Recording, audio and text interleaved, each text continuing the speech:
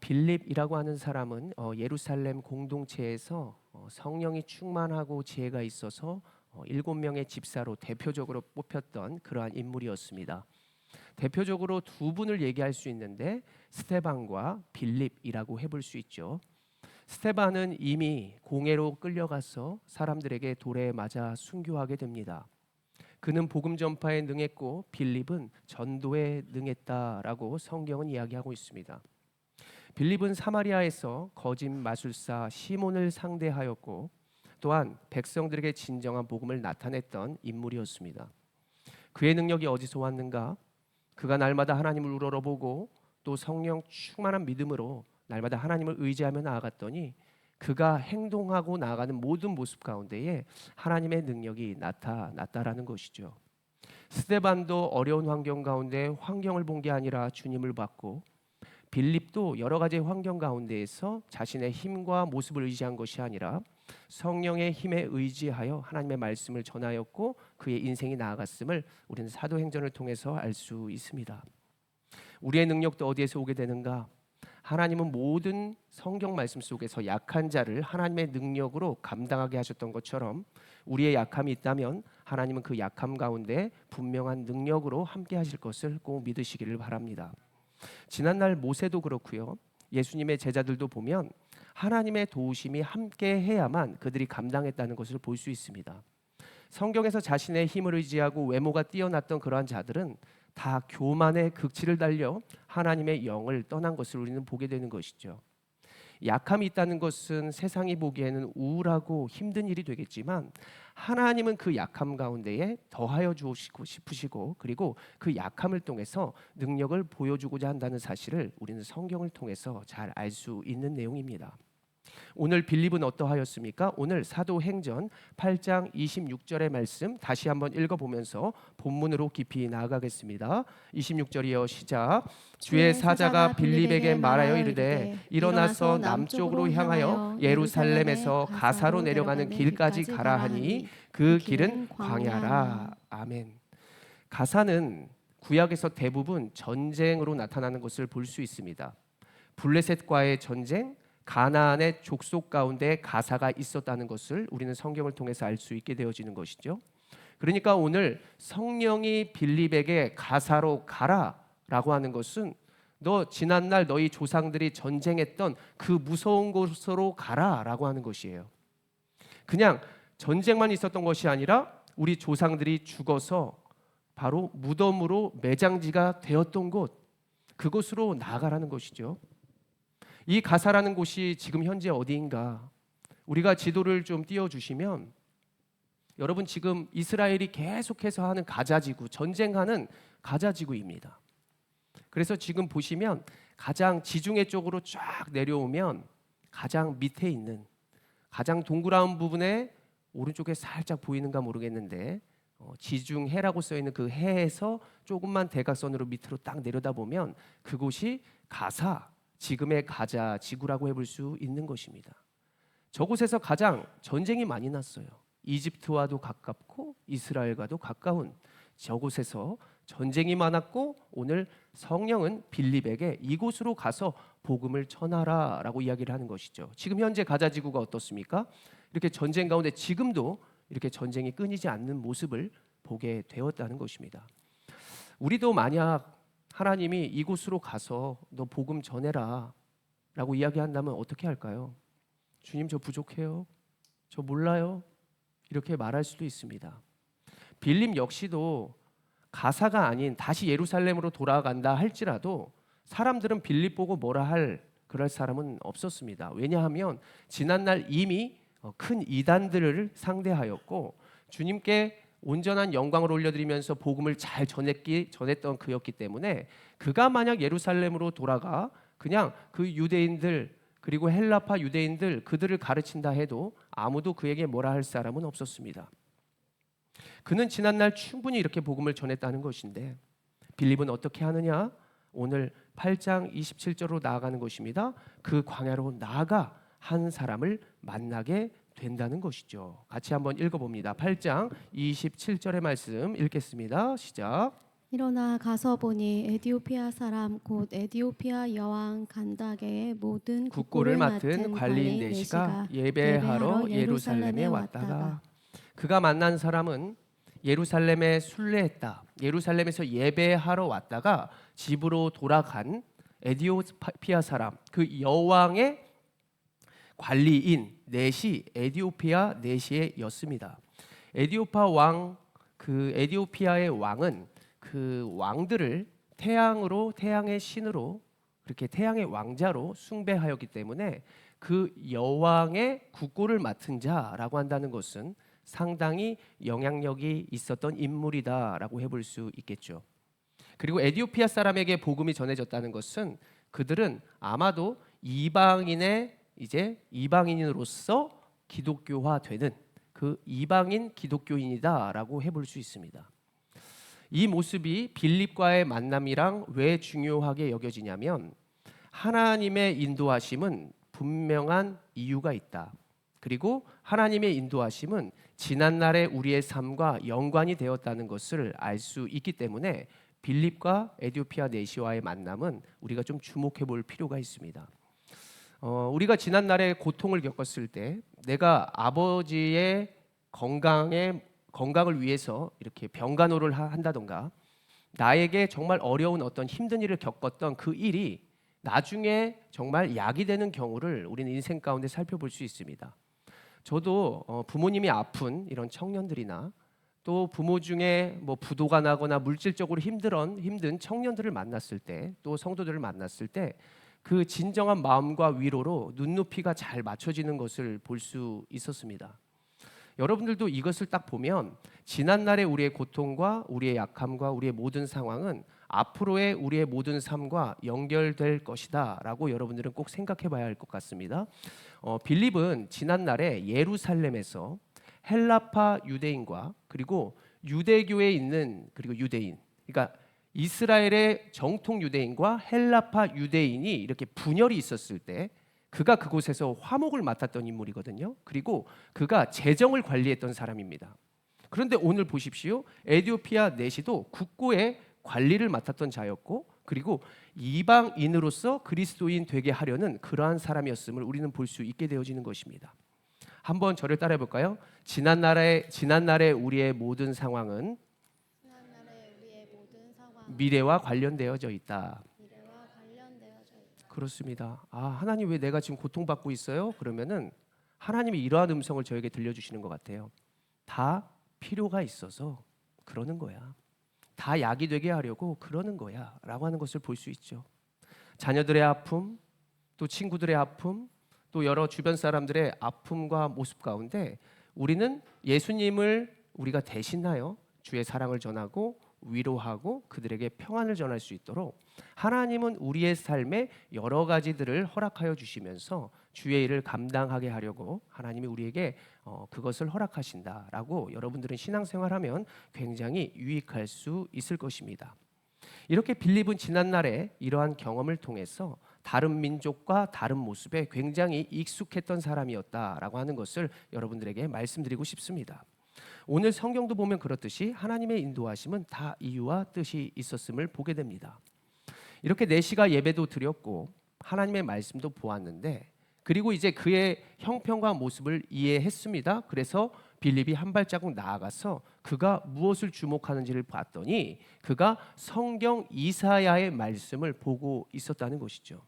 성경은 보고는 있는데 예배도 드리고는 있는데 그 왜 예배를 드리는지 이 성경이 도대체 누구를 가리키는지 그는 알지 못하고 있었습니다. 그래서 성령이 빌립에게 말씀하시는데요. 사도행전 8장 29절의 말씀을 한번 같이 읽어봅니다. 시작. 성령이 빌립더러 이르시되 이 수레로 가까이 나아가라 하시거늘. 아멘. 인도하심 따라 나아갔더니 이사야서 53장 7절 이후의 말씀을 똑같이 보고 있는 거예요. 그런데 53장 7절 이전에 핵심의 말씀이 있는데 여러분들 진짜 잘 아는 말씀이거든요. 이사야서 53장 5절의 말씀 읽어보겠습니다. 5절 시작. 그가 찔림은 우리의 허물 때문이요 그가 상함은 우리의 죄악 때문이라. 그가 징계를 받음으로 우리는 평화를 누리고 그가 채찍에 맞음으로 우리는 나음을 받았도다. 아멘. 두루마리 성경을 보니까 내시가 아이자야, 이사야라고 써 있으니까 그가 찔림은 이사야 선지자가 찔림을 당했구나. 복음을 전하다가 찔림을 당했고 상함을 당했고, 이렇게 처음에는 이사야인지 아니면 그 어떤 누군가인지 그는 잘 알지 못했습니다. 그런데 우리도 알죠. 우리는 성경을 보면 딱 빨간색 글씨가 써 있으면 보통 예수님이 말씀하신 거거든요. 신약 성경을 보면 우리가 하나님의 말씀을 자주 듣다 보니까 이것은 누구를 가리킨다라고 하는 것은 우리는 굉장히 잘 알고 있을 것 같아요. 빌립 역시도 주님을 경험하였고 주님의 제자들과 함께하였기 때문에 누구를 가리키는지 진정한 목적과 방향과 그리고 예수를 가리킨다는 것을 그는 알고 있었습니다. 그래서 그가 그 읽는 것을 깨닫느냐 8장 31절 보십시오. 들으십시오. 대답하되 지도해 주는 사람이 없으니 어찌 깨달을 수 있느냐 하고 빌립을 청하여 수레에 올라 같이 앉으라 하니라. 고난 받는 자가, 우리를 대신하는 자가 누구인지를 몰랐는데 그는 그 사람이 그냥 예수야, 이것을 가르쳐 줄 수 있었습니다. 정말 우리가 보기에는 별거 아닌데, 우리가 별거 아닌 어떠한 도움과 사랑이었는데 그 사람은 위로받더라는 것이죠. 보시면 8장 31절에 중요한 것이 뭐냐면 깨닫는 것도 깨닫는 것이지만 함께 수레에 올라 같이 앉으라. 함께 하였다는 것입니다. 여러분들, 그 상담의 가장 기본과 첫째 되는 것이 무엇이냐? 듣는 것입니다. 보통 상담하러 온 사람은 여러 사람에게 상담을 했고 자기가 그 모든 상황을 알고 있다는 것을 우리는 잘 들어서 알 것입니다.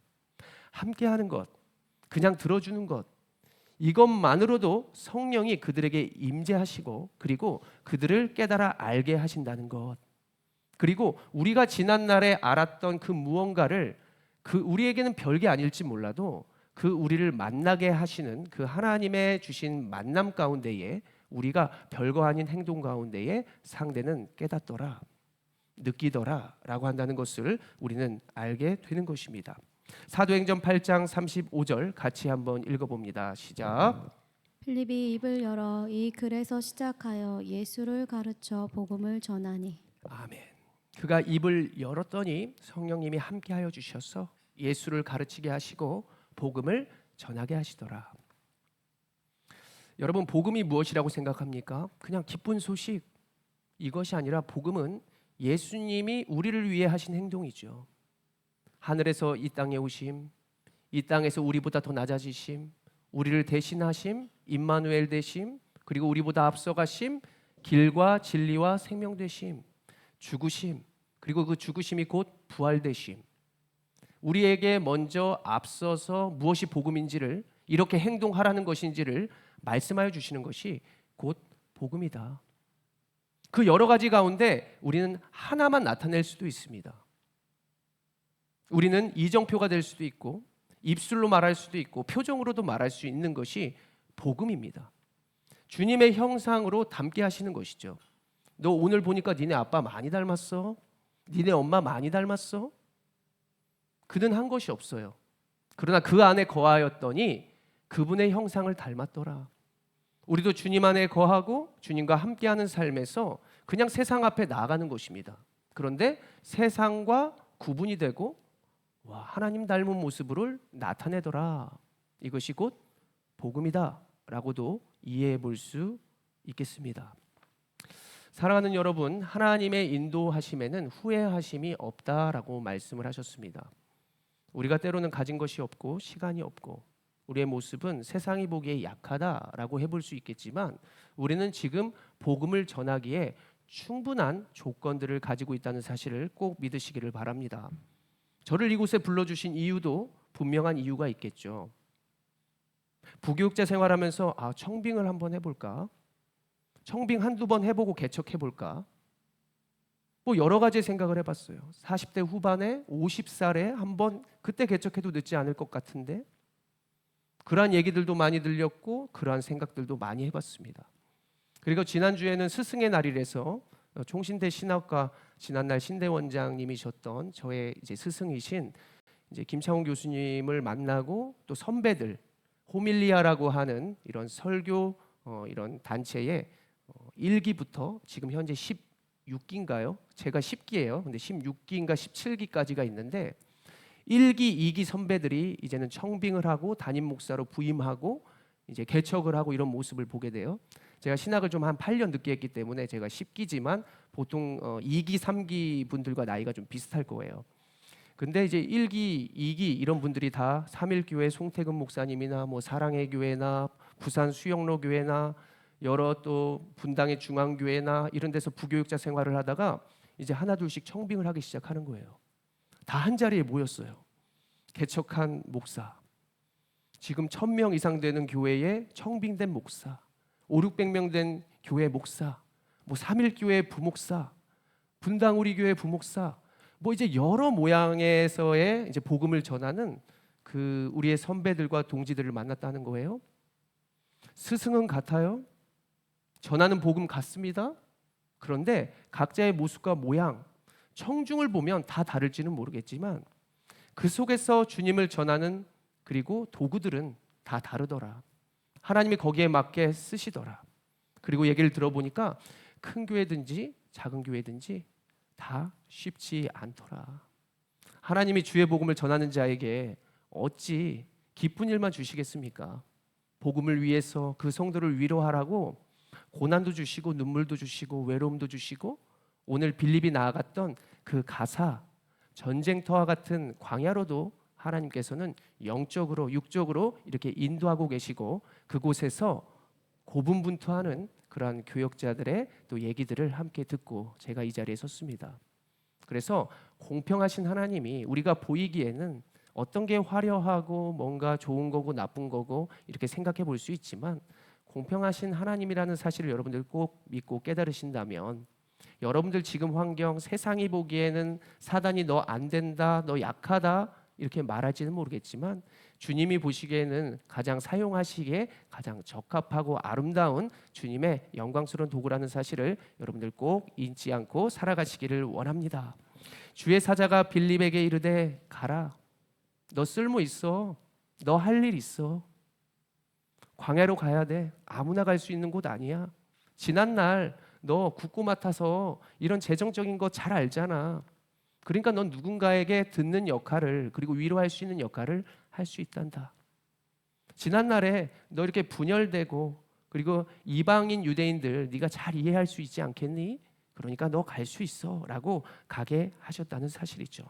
사도행전 14장 7절 바울과 디모데의 모습인데요. 사도행전 14장 7절 같이 한번 읽어봅니다. 시작. 거기서 복음을 전하니라. 아멘. 여러분 그 거기가 어딜까요? 각자 여러분들의 환경 오늘 기도하면서 물으시기 바랍니다. 하나님, 내가 어디에서 복음을 전하게 하시려고 지금 이렇게 저를 만드시고 인도하고 계십니까? 저도 병점에 올지는 몰랐습니다. 제 뜻과는 좀 달랐던 것 같고 하나님의 인도하심에는 분명한 이유가 있기에 저를 이곳에 보내신 줄로 믿습니다. 하루하루 성도들이 뭐 많은 곳에서 제가 뭐 찬양 인도도 해보고 몇천 명 앞에서도 설교를 해보고 했지만 지금처럼 주님만 바라보면서 찬양하고 예배했던 적은 없는 것 같아요. 그러나 제가 지난번에도 얘기했지만 이렇게 혼자 들판에서 잔디밭에서 기타 치면서 주님 이렇게 홀로 찬양했던 그러한 기억이 많이 떠오르더라고요. 그래서 어떤 환경에도 예배하고 어떤 환경에서도 복음을 전했던 사람은 환경이 중요한 것이 아니라 어디서나 주님이 있다라고 한다는 사실을 알고 끝까지 성실로 이렇게 예배할 수 있다라고 하는 것을 제가 확신하면서 하루하루 나아가고 있습니다. 여러분들 인생 가운데에 분명한 목적과 이유가 있고 부르심에는 후회하심이 없다. 각자의 가정과 환경과 모습 가운데에 정말 주님만을 바라보면서 하나님이 쓰시는 그런 영광스러운 도구들이 되시기를 간절히 소원합니다. 오늘 기도하면서